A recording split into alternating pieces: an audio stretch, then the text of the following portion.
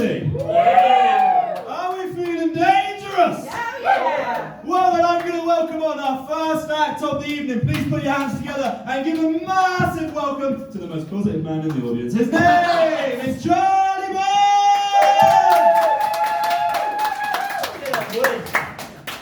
Hey, Rod. Enjoy yourself, ladies and gentlemen.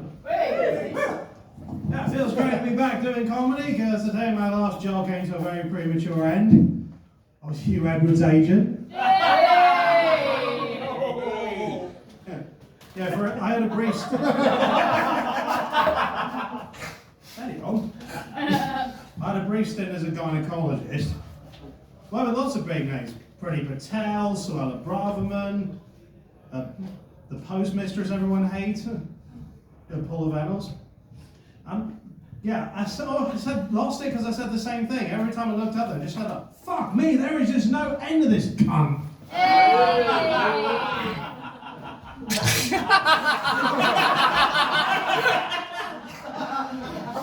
So, what a year it's been for disgraced celebrities, eh? Gary Glitter's back in prison because he fucked up again. P. Diddy's had allegations against him. Well, that's bugger the next series of The Masked Singer, isn't it?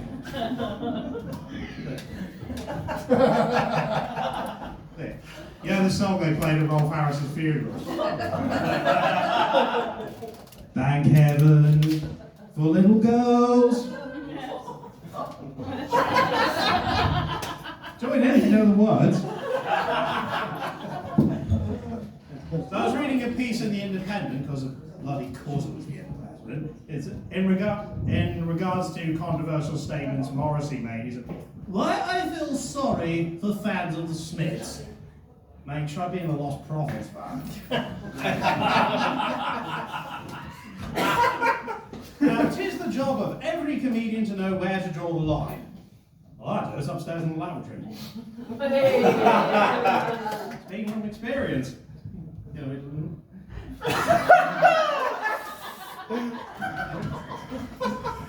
Can everyone stop trying to shag or score drugs from the audience? Thank you. I can't make any promises, Chris.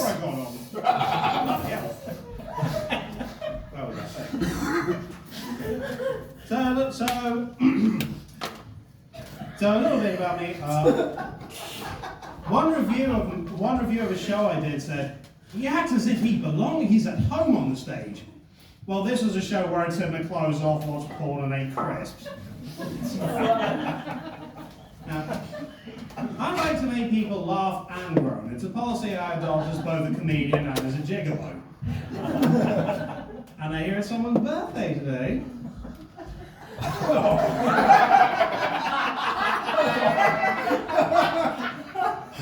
I've been described as a very quiet fellow, a man of very few words. No comment.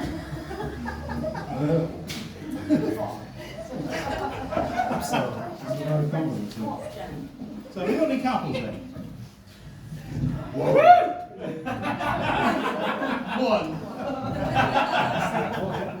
Yeah, it's nice to feel so much love in this room. We got a pregnant woman here. Boom. Now, basic personalities will count in a relationship. That is what makes it last throughout the years. Well, my girlfriend is schizophrenic, so I'm spoiled for choice. Yeah. I will wait and I had see. 2 sets of feedback about that joke. Sure. One really loved it, one really hated it. And they're from the same person. I'll just sit next to you if that's okay. Oh, he loves that joke. We don't even say, oh, we hate it, we hate it. So if you're having sex with your partner and she's schizophrenic, is it adultery or an orgy?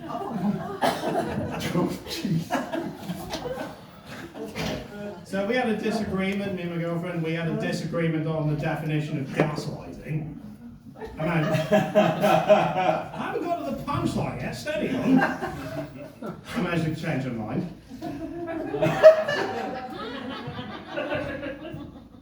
I told that joke before, don't you remember? You loved it. You thought it was really funny and you were going to buy me a drink after the show.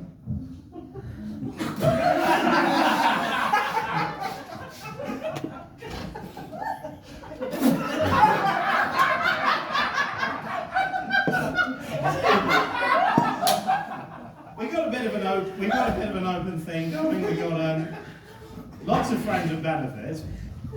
Universal credit, mostly. One time we tried to host an orgy, complete disaster. Too many people came. I haven't had this much sex since I was a hypnotist.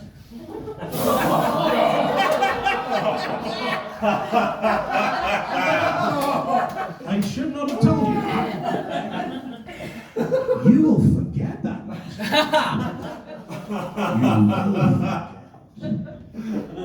You will continue to support local comedy.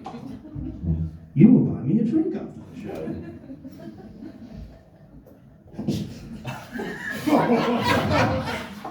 A friend of mine had the philosophy that love is at its best when it takes you by surprise.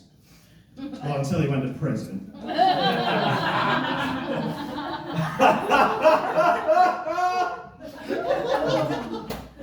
So I saw a sign at a charity shop that said they were looking for adult clothing.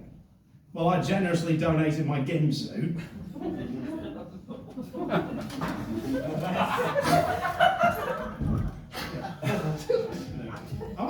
On dating sites, crap. I went on one. Dating with somebody. She was hot, but my God, she was dumb. Like, I actually complained to them. What is your big idea? Trying to pair me up with this bitch? What are you talking about? Well, you said you liked her thick.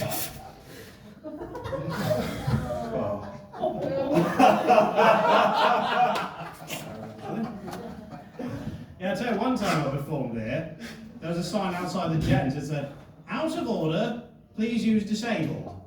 So I found a man in a wheelchair.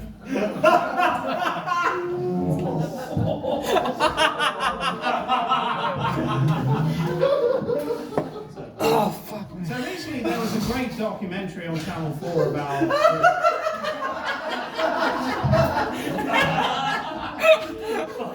So there was a great documentary on Channel 4 about British sex comedies of the 70s, exactly where the leader and the like. Yeah, there are so many of those that never saw the light of day. Robin Asquith in Confessions of a Catholic Priest. Oh, Adventures of a Radio 1 DJ.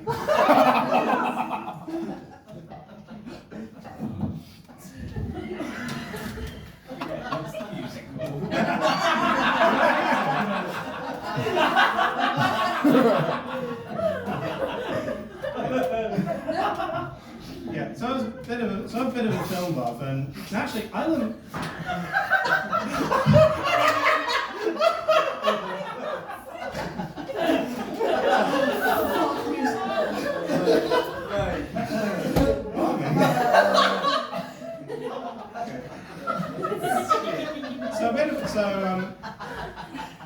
So I'm a film buff. I've done my history, and I lament the fact there are so many great movies by great filmmakers that sadly never saw the light of day.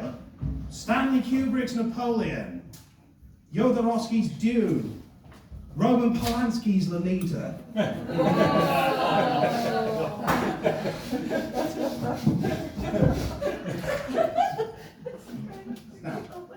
Now, I'm a hat person. Easy thing to miss.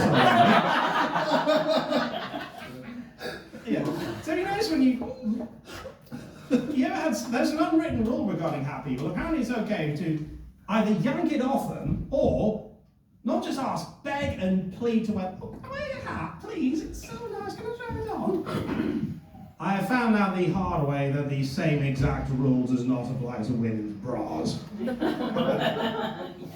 Double standards, eh? What can you do? I say, madam, that's a smashing lingerie set you're wearing. Would you mind terribly if I tried it on?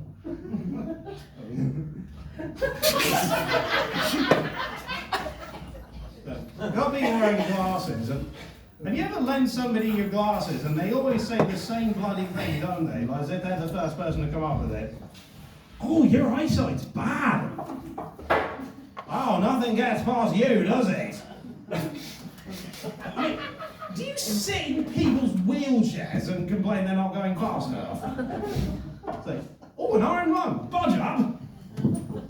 Blimey, I can't swing a cat in here.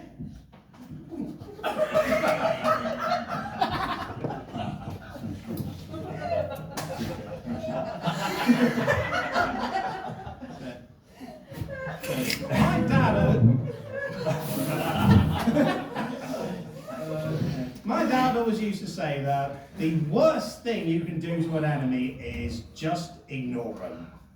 I now understand why he was kicked out of the army. He used to say that behind every successful man there is a woman, especially if you're into S&M.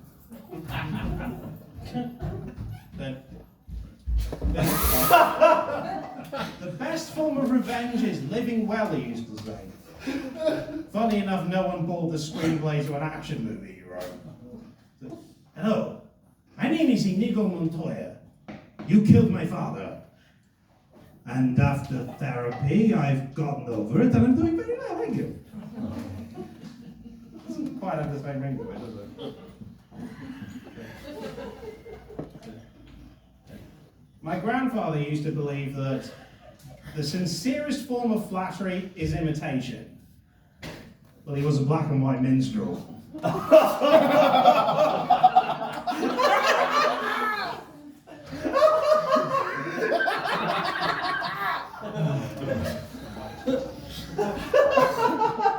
Dad also believed no one likes a contrarian, and Mum spent the rest of her life trying to prove him wrong.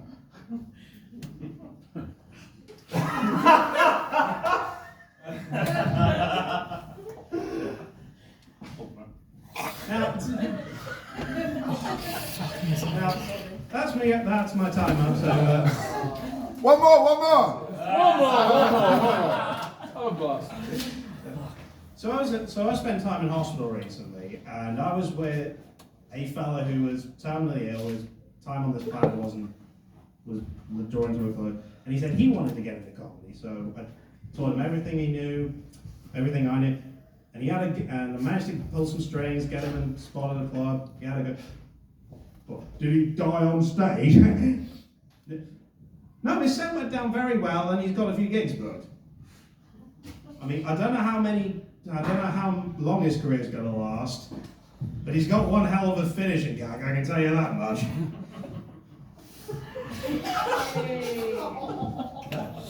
Thank you very much, you have been marvelous.